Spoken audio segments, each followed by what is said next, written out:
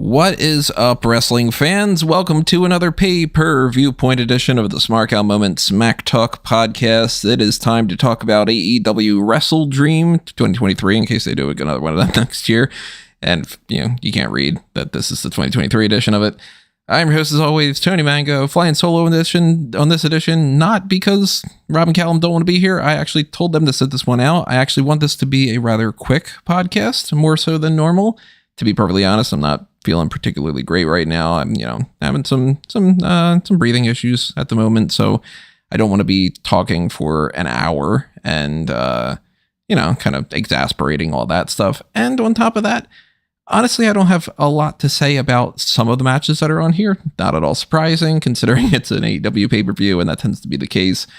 You're going to hear a lot of, this was good, and not really a lot of other specifics about a lot of these things too. So I'm sure if Rob and Callum were on here, they would be able to elaborate more on some different other specifics. And I'm going to try to get them to get their opinions out there on maybe another future podcast, maybe the hot tags or something.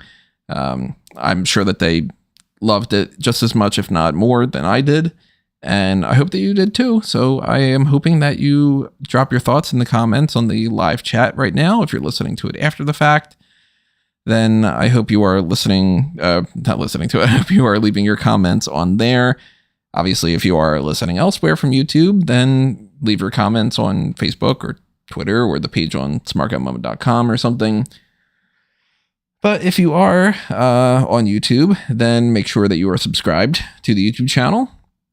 Make sure you hit that little like button. Make sure that you help us out on the monetary side of things in whatever way you can through the thanks button and the join button. It's the same thing as the Patreon. I've explained this a million different times. So if you're brand new to the podcast, this information might be new to you, but if you're not, then I'm sure you're sick and tired of hearing me say it. But, the Patreon and the YouTube channel membership have the Darkcast tiers, the Pick Your Poison tiers, and all that. They're all on par with each other, no different prices, and all that.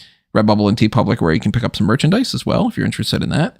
And I think I'm done with the plugs on that end, at least. We'll come back around to this later on. So let's get things started with that 0 hour pre-show. Why are these an hour and a half now at this point? So the 0 hour and a half, 90 minutes of a pre-show instead. You have to have a half hour to run down the card and then an hour's worth of just extra matches. So why not just call it the zero?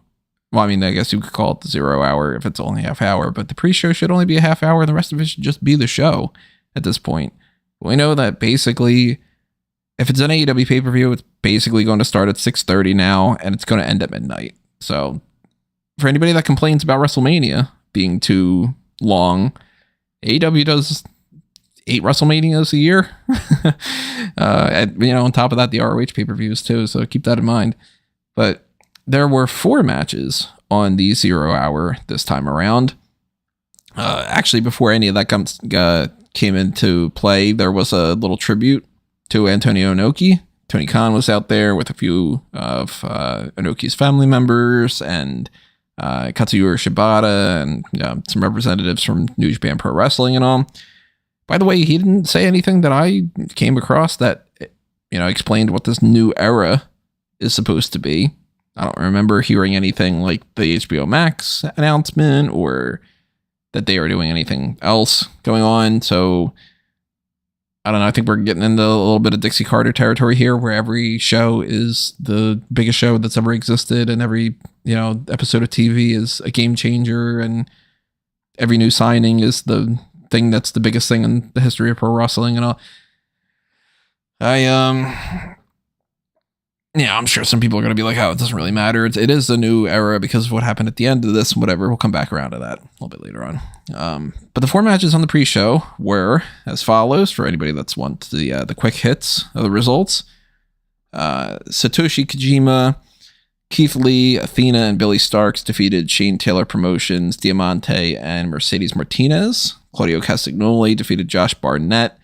Luchasaurus defeated Nick Wayne and The Acclaimed, and Daddy Ass retained the AEW World Trios Championships over TMDK.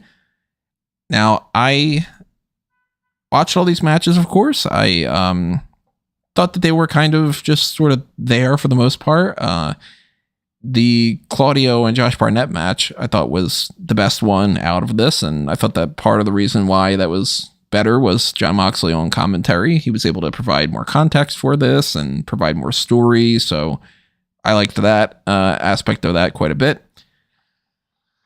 I liked Max Caster's rap at the beginning of the Trios Championship match. That was a good one. And I really kind of just feel like this was another one of those hours that I've said a million different times before, where not every event needs to be 6 hours long. And in the grand scheme, I don't think that we needed to see any of these matches on this card when you've got 2 hours of Collision, an hour of Rampage, and 2 hours of Dynamite, that you could have done a lot of these things. So yeah, not the biggest fan of that.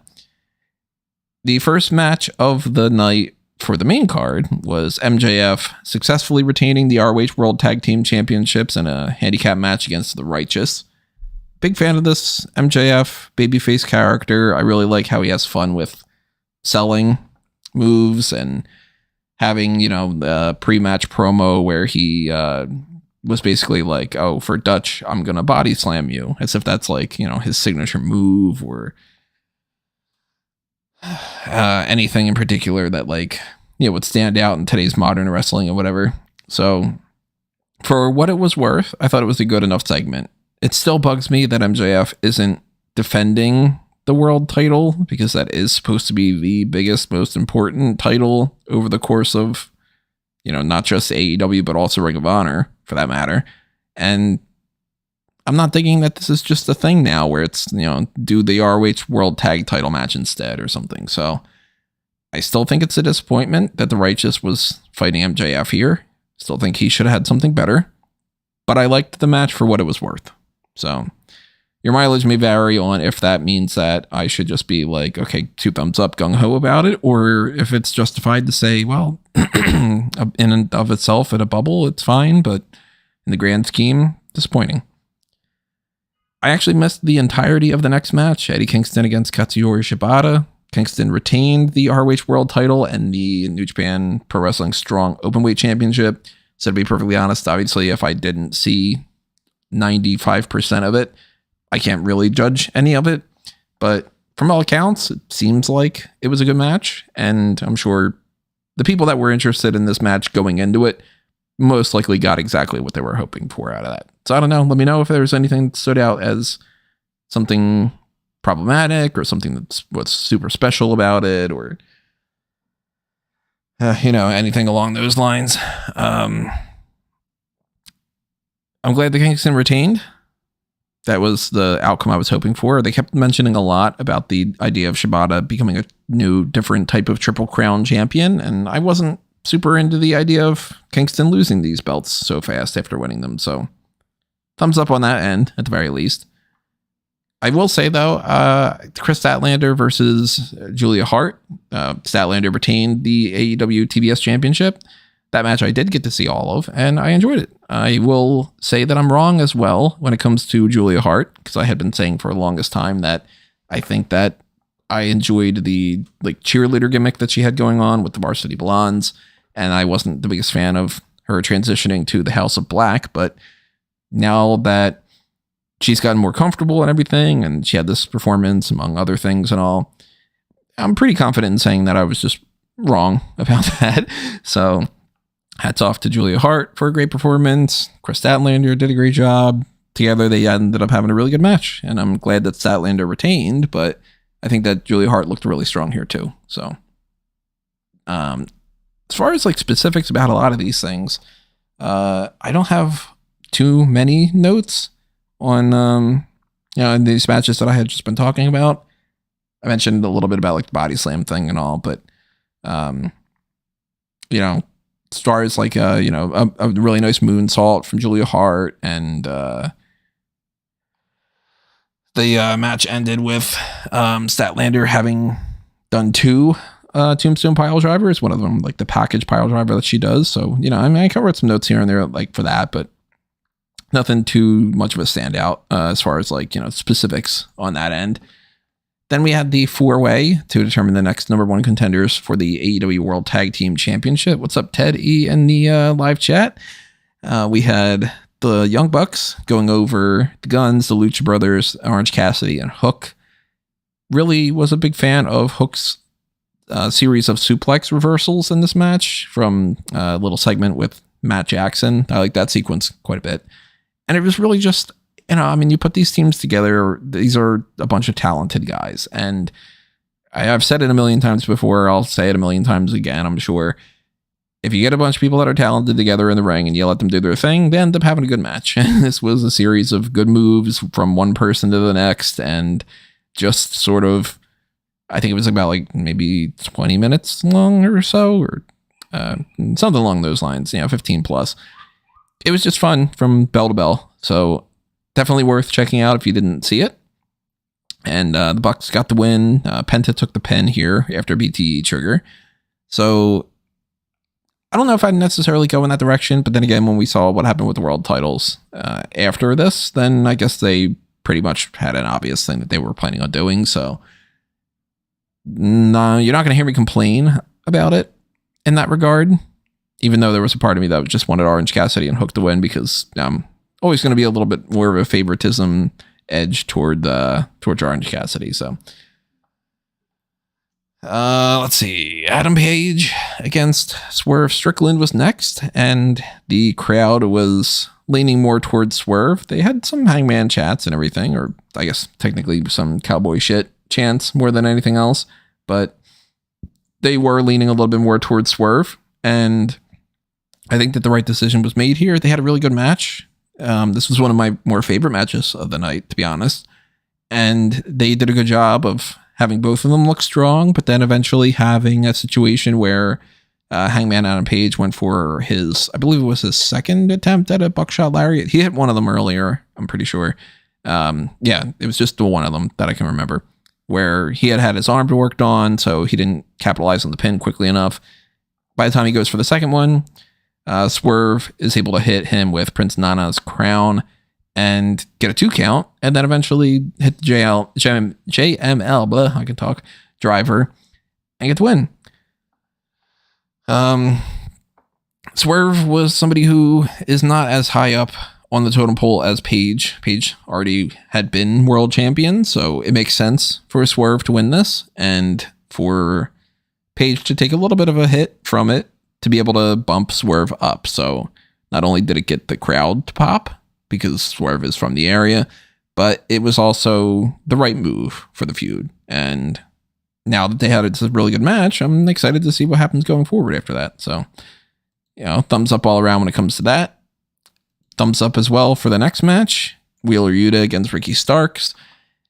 I mostly had some notes about things like the pyro and the lighting for Starks. Seemed like it was a step up from normal, or a powerbomb that Starks did. Well, I don't know how he landed on its own neck. That doesn't seem like that makes a whole lot of sense, but you got to be careful, man. You don't want to get yourself injured doing anything, but let alone doing a move to somebody else. But this was another good match. Again, I like Starks. I like Yuta. So, hey, I'm not too shocked that they had a good match together. Again, 2 good wrestlers in a match had a good match. Surprise, surprise. I do think that the future story is going to be, of course, Ricky Starks against Claudio Castagnoli coming out of this, and not just, a series of 5 matches with Wheeler Yuta or anything, but Starks is in a better position than Yuta, so it makes more sense for him to win this match anyway. And I'm down to see, of course, Starks against Claudio, because I'm a big fan of those two as well. So hey, what should I complain about that for, right? Ashton's in the chat now. Happy to see Edge. Didn't get the pay-per-view, just saw it on Instagram. We will be, of course, talking about him at the very end here. I was surprised, though, that the next match on this card. Now, I was already surprised that they went from Hangman Page and Swerve to Ricky Starks and Wheeler Yuta, because I was like, oh, you're not going to put one of those tag team matches to kind of, singles tag, that kind of thing. And then they went with another singles one, Bryan Danielson against Zack Sabre Jr., the match that I assumed was going to be the main event for this, all the way up until the fact that they announced the TNT title was going to be. I didn't write a single note down for this match because the only thing I needed to write down was that this was great. It's on my match of the year list as one of the potential options for that. Go and check it out if you didn't see it. Danielson and Zack Sabre Jr. had pretty much exactly the type of match that I would have anticipated that they would have. They are in that dream match category thing for a reason. This is going to be a match that people study in a lot of ways. I don't know for sure if I'm going to end up calling it my actual match of the year, but it's certainly up there. And, you know, mat wrestling and technical wrestling and all the rehearsals and everything, sometimes that is the best match of the year. Sometimes it's, you know, a hardcore brawl. Sometimes it's a mix of the two. Your tastes obviously are going to lean one way towards another or whatever like that. I like a little bit of a variety. And even though to me, the best pro wrestler in the history of pro wrestling is Shawn Michaels, and he doesn't just wrestle, you know, say like a hardcore style. I love me some hardcore matches. So at least when it comes to technical wrestling, I don't know if you can get much better than this. Danielson and Zack Sabre Jr. put on a fucking clinic. They did a great job. Definitely check it out. It's a fantastic match.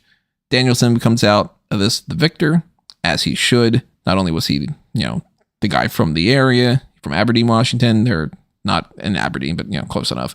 But also it makes him look stronger in his, you know, eventual match against Kazuchika Okada. Still thinking that that's going to happen at Wrestle Kingdom. Maybe I'm wrong. I don't know. But I think that Okada's going to win that one.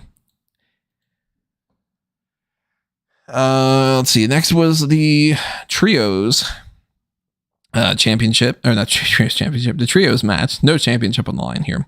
Chris Jericho, Kenny Omega, and Kota Ibushi coming up short against the Don Callis family, Sammy Guevara, Will Ospreay, and Konosuke Takeshita. Great match. Definitely one to go back and check out if you didn't see it.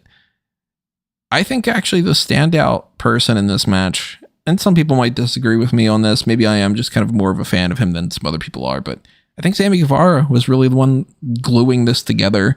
Kota Ibushi didn't do all that much in the match. I don't know if there was a particular reason for that, but Guevara was in there, I think, primarily with Jericho and Omega as the two main oppositions, like, you know, Jericho and Guevara, Omega and Guevara. And then we had Ospreay and we had, you know, Takeshita, and they, you know, everybody did something in the match. It's not like they were just like sitting on the sidelines, but I think that Ibushi probably did the least out of everybody that was on here. And maybe there's a reason for that.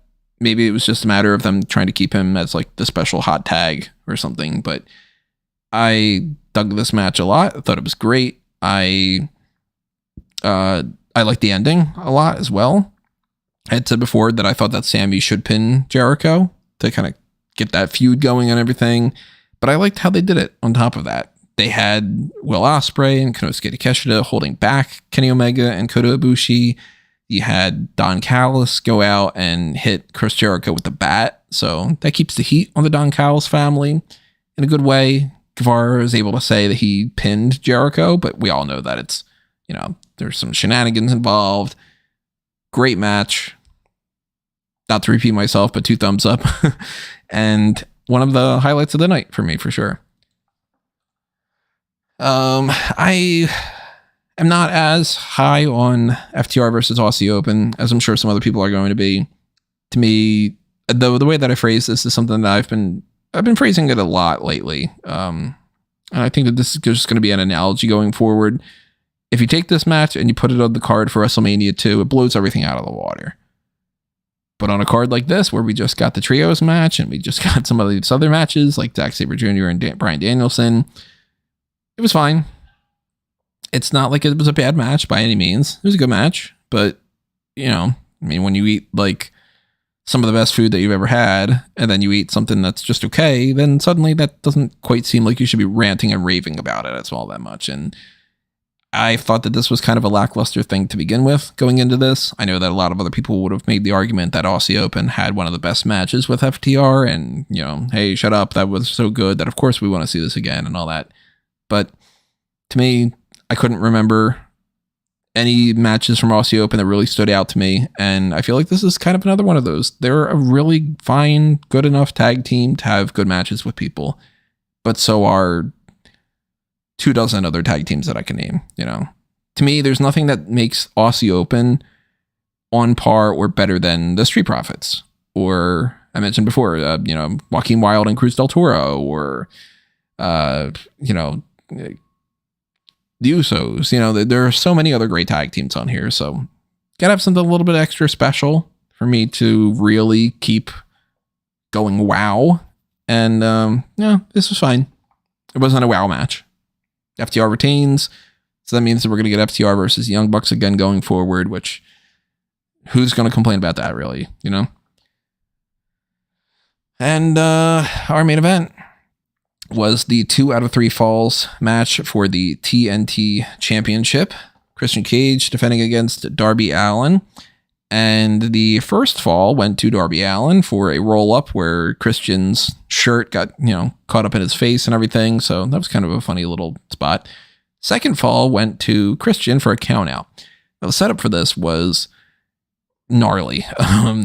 They had the steel steps set up, you know, ringside. And I don't know what the plan necessarily was at first. It seems like Christian was going to be throwing Darby. I'm blanking on the name of the move. You know, the Falcon Arrow, essentially, but without the fallout situation. It seems like that was the plan, was that he was going to basically suplex him from the inside the ring out onto the steps. And I don't know if he lost his grip or if he got a little nervous of like, oh wait, you're not in a safe position or something, but he ended up not doing that. Then he did it on the outside, but closer, you know, on the ground, not off the apron. But then he did it like 2 more times and whatever. And all these different attempts just kept slamming Darby into these steps. They all seemed like they were recklessly dangerous. And we've said this before about Darby Allin, but you got to stop trying to end your career early, man. Eventually, one of these things is going to catch up to you and you're going to end up like breaking your neck or something. And then what? Right? I appreciate when people do moves that are really like, you know, going at, like I've said before, you know, Mick Foley's one of my favorites, and it's like, you know, one of the best moments in wrestling history in my mind is King of the Ring. But, you know, you don't have to do these things. And I don't know if it's a matter of Christian was not able to really get him up in a safer way and that they just kept doing it, to kept trying that move, or if that was just too awkward of a thing to do to begin with or whatever. Let's see what's happening in the chat here. It seems like they're talking about that. Marco saying Christian could not lift Darby properly, like he's a 120-pound man. Come on. Yeah. Scary. One of the many scary moves throughout this night. And that led to a count out, which then led to some more fun stuff. Christian did a frog splash onto Darby, who was on the stretcher at the time. They had a nice little bounce going on for that. I thought that was fun. And then he exposed the wood from the ring, took off the canvas, took off the padding. So we got the wood, which we all know hurts significantly more. And we had a whole series of maneuvers there. A kill switch, scorpion death drop, coffin drop, sunset flip power bomb, etc. That led to Christian inadvertently spearing the referee. And this is where one of the most fun parts of this match took place. Nick Wayne came out and snatched the TNT Championship belt away from Christian. He was going to use that to try to hit Darby. And immediately I was thinking to myself, uh-oh, he's going to hit Darby. So he goes ahead and he hits Darby. Nails him with the belt. Christian gets the third fall, retains the title. And the pay-per-view keeps going because everybody's naturally going, well, where's Edge? Because clearly you're going to have Edge here. And I had written down at this, okay, so I'm assuming now that we've got Nick Wayne is on the heel side, we need to have Sting come out, and then Luchasaurus, and then Edge. Well, Sting came out, and then it became Luchasaurus. And then the 3-on-1 was too much for him, so the lights go out. Our feature presentation pops up on the screen, which I thought was pretty interesting. And it shows somebody driving a car.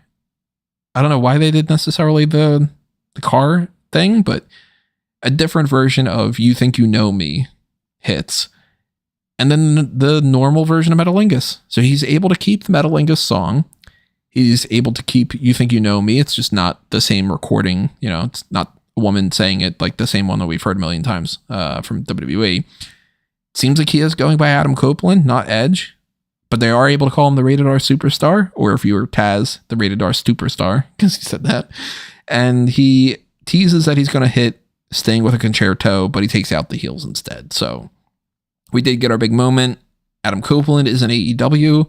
I think it's the right fit for him at this point, because who else was he really supposed to do anything with in WWE? I still want him to eventually end his career in WWE. To me, I'm a traditionalist in the sense that I wish that the Hardy Boys would go back to WWE and end their career there. I wish that, Edge and Christian would do that, and they should have just kept Christian, maybe gotten him cleared by whoever the doctors were that cleared Edge originally. Because it wasn't that long after we had seen the Randy Orton thing with Christian that we saw Christian in AEW. So I don't know. The WWE doesn't seem to be really wanting to keep these guys and pay them a decent rate. Tony Khan is. I don't blame them for going to AEW. And they can work with a whole lot of other talent. Edge is going to have some fun feuds with, being pro Darby Allin, maybe feuding with Darby Allin down the line. We've got, we've talked about it before. Edge against, you name it. He can team with FTR. We know that he's close with them, so we're going to get Edge, Kenny Omega at some point. We're going to get Edge and Sting maybe together at some point. That'd be fun. And all sorts of different other things. Edge being here, I'm going to just keep calling him Edge because it's simpler. Him being in AEW, I think, is positive for the AEW roster and for him. And I really want to see him and Christian do something together more than even this. Tag against each other, face each other in a match. I wouldn't be opposed to Adam Copeland being the TNT champion. I don't think it's necessarily needed, but I wouldn't be opposed to it. I'll say that. So Darby doesn't win the title, and it didn't go down the way that I expected it to, as far as I thought that Copeland was going to interfere and, cost Christian the title. So it's actually kind of better in my mind. I liked Christian as the TNT champion. We don't have to get rid of that to be able to have the Edge thing. So cool. Win-win, right? That's it for the pay-per-view. As I said, I'm trying to, speed run this a little bit, but I'm sure Rob and Callum will be able to dive deeper into some of these topics on a future recording with me, or even on their own if they want to do something separate. And we will talk more about the future of where this whole situation with Edge is going to, turn around to, and, some implications of, future championship matches and everything. When do we think that the Young Bucks versus FTR is going to happen again? Maybe the anniversary show of AEW, that's coming up pretty soon, I think, right? Or maybe it's going to be just Full Gear where they do that. I don't think they're going to wait until winter is coming. I'll say that. But maybe they do. I don't know. In any fashion, this was a good pay-per-view. NXT No Mercy was a good pay-per-view. Go back and check that out if you want to hear my thoughts on that event. And I don't know if there's anything else to talk about, but of course, if you guys do have any other points you want to bring up, then leave them in the comments below. Well, leave a comment in response. But make sure that you are following not only Smark Out Moment, but fanboysanonymous.com for everything that's happening over on the Blue brand. And make sure that you are following the link tree that you can find at anthonymango.com or amangotree.com. You'll see links to all the Smark Out Moment stuff, all the Fanboys Anonymous stuff, and my personal stuff at Tony Mango. And that's it for WrestleDream. Continuing on next week, we have even more pay-per-view-point content coming your way with the Fastlane predictions, and then eventually the post-show for Fastlane, and another round of the hot tags, and maybe something else. I know that we have a Pick a Poison in the works now from Guest 5 of watching the Impact 1000 shows. So I'm going to have to try to figure out a time to record that. I know that that's something I want to get out there as soon as possible because it's already aired and everything, but I'm going to try to do that at some point this week. So you'll see that when it's up. You'll see all the other stuff when it's up. Stay tuned to smarkoutmoment.com. You'll see whatever it is when it's there. But thank you for joining me for this. Thank you for being in the live chat or listening after the fact or any of those other kind of means. Thank you for your support as always. And I will see you next time. This has been another Smark Out Moment, and I'm being counted out.